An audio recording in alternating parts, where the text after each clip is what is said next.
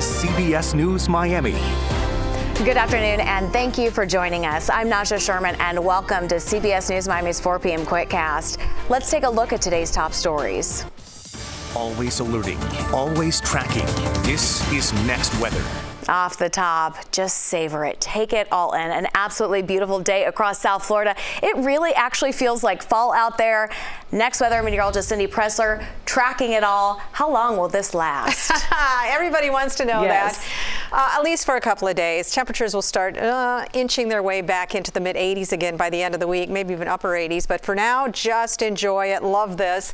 Dry season has arrived, and right on time, too. So the coolest overnight temperatures since March. That's what we're expecting tonight into tomorrow morning. And then, of course, that warming trend will start kicking in. So, yeah, we're going to love this. It's the drier air that makes all the difference in the world. Temperature right now is 77 degrees. The high so far today, 79. That's what is normal for early to mid-December. So, my goodness, this is a huge treat. Even the humidity doesn't even have an effect. It feels like it's 79 degrees. So that's what it's like in the dry air. You got to love this. There are a few clouds out there, and you're kind of wondering, okay, with all this dry air in place, where are they coming from? Well, the temperature is so cool aloft that we do have a little bit of cloud cover that has developed out of that, and that's not going to bring any rain. There's no rain out there whatsoever. The driest air is still sitting to the north, so that is yet to come in here overnight into tomorrow. So I don't think we're going to see much cloud cover at all tomorrow. Cool and dry, that's the story. Winds out of the northeast to north.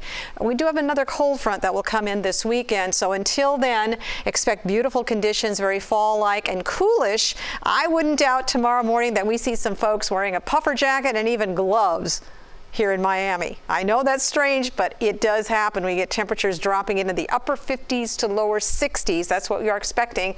Forecast for Miami tomorrow morning, 62 degrees. The record is 58, so we should not get to the record levels.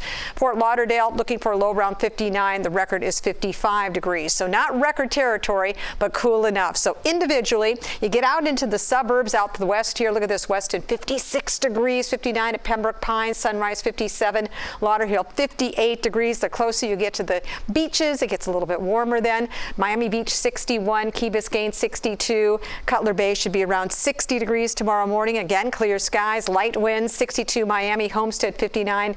A little bit warmer down here in the Keys. It's the water temperatures down there. Surrounded by water keeps them warmer. Now, we haven't seen a temperature in the lower 60s since last March 21st when it hit 62.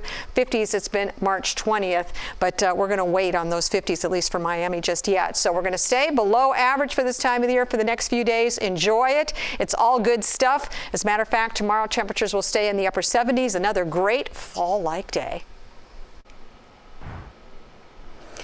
Israel is preparing for a ground offensive in Gaza.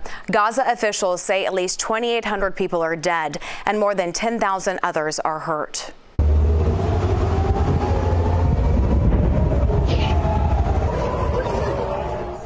Sirens sounded in Jerusalem. A loud explosion was heard in the city. Hamas militant groups fired rockets that were intercepted. People in the street gathered together as an explosion was heard in the distance. We have learned nearly 200 hostages are being held in Gaza. That is more than previously reported. President Biden changed his schedule today. It's to deal with new developments in the Middle East. CBS News Miami's Natalie Brand has more developments from the White House. Israel is preparing for an imminent ground offensive with one very clear goal: a crushing victory over Hamas, says Prime Minister Benjamin Netanyahu.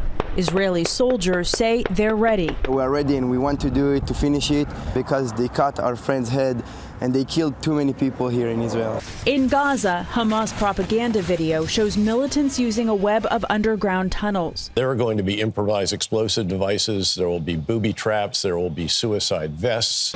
Palestinians with dual citizenship crowded the border crossing from Gaza into Egypt Monday, trying to get out. We are only citizens. We are not fighting. We are not doing anything. We are just living here. An evacuation ship carrying American citizens left the Israeli port of Haifa, and U.S. facilitated charter flights will continue through Tuesday. CBS News confirms President Biden is considering a possible visit to Israel. Prime Minister Netanyahu extended the invitation, and the two sides are talking it over. America's top diplomat is in Israel now, talking with its leaders, including the defense minister. This will be a long war. The price will be high. You have and always have the support of the United States. Secretary of State Antony Blinken is also trying to secure the release of hostages, but Hamas says it won't negotiate with Israeli bombs still falling. Natalie Brand, CBS News, the White House. On both sides of the war between Israel and Hamas, children are being caught in the crossfire. More than 700 Palestinian children have been killed by airstrikes, while Hamas militant groups have taken some children from Israel as hostages. CBS News Miami's Ian Lee joins us live from Tel Aviv. Ian, innocent young children on both sides are the most vulnerable right now.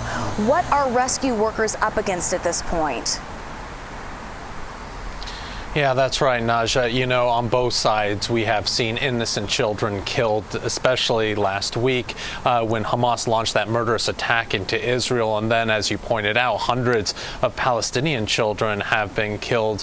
When it comes to rescue workers, for them, it is a race against the clock, especially in Gaza when they go to these destroyed buildings trying to pull people alive and dead from them and get them to the hospital. But, you know, when they get to the hospital, they're already overflowing, and so it is quite difficult to get that care that they need immediately. A lot of people are waiting outside trying to get that care, and there's just a lack of supplies for them as well. So it is quite a difficult situation, and children do bear the brunt of this, of these attacks and of these wars. And for the Palestinian children, most of them have grown up only knowing war, knowing conflict, and so for them, this is just another horrible moment in that life. Ian, you are seeing this devastation firsthand. What is the most important thing that we can let people know about the situation there and how we can help the children? So there's two things that the children need. First off, there's a lot of aid on the Egyptian side of the border. That border needs to be open so that aid can get in. That is food, that's water, that's fuel for the hospital. A lot of hospitals are running out of fuel, and if they do, they'll have no electricity and they won't be able to really help people. So that's a critical aid that needs to get in there. The second thing is a safe place to go. A friend and former colleague of mine posted on social media about how difficult it is to find a safe place for his family to go. If there was a safe place for all these children to go, all these families to go, that they know that they won't be hit in an airstrike, his house was destroyed, in fact, that is something that they need as well. So children to be protected and also to get the care and the aid that they need. Naja? And thank you for your ongoing reporting. Stay with us for continuing coverage of Israel at war. We will bring you any new developments as they happen. The Dolphins win big after a rough start to the game. We have the highlights and what's next for the team when we come back. Stay with us. Welcome back to CBS News Miami's 4 p.m. Quickcast. First Lady Jill Biden was in South Florida earlier today. She was the keynote speaker for a cancer survivorship summit at Nova Southeastern University.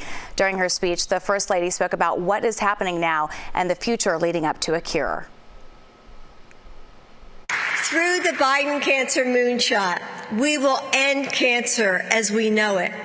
And that means a world filled with more survivors.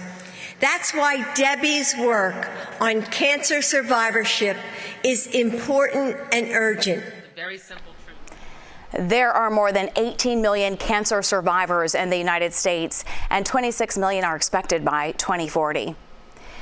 The House of Representatives is expected to hold a vote for House Speaker tomorrow. In a closed-door meeting Friday, Republicans chose Representative Jim Jordan via secret ballot. With a slim majority in the House, Jordan will need nearly every Republican to secure the seat. Without a speaker, the House is paralyzed and can't conduct urgent business. That includes passing aid packages and Ukraine and Israel aid issues. Now to some big news for the Miami Marlins. General Manager Kim Ng will not return to the team next season. According to a release from the Marlins, the club exercised its team option for her to return for the 2024 season. but Kim declined her mutual option. The Marlins made the playoffs this season for only the 4th time ever. Kim made history in 2020 when she was hired as the first female general manager in Major League Baseball history. Now to Fins on CBS Miami. The Dolphins are now 5-1 on the season for the first time since 2002. But getting there has been no easy task. The Dolphins quickly fell behind the Panthers 14-0. From there, Miami would take over. Tua would find Tyreek Hill for a 41-yard touchdown. Fins win 42-21. Up next, the Dolphins will head to Philly for a Sunday night showdown with the Eagles.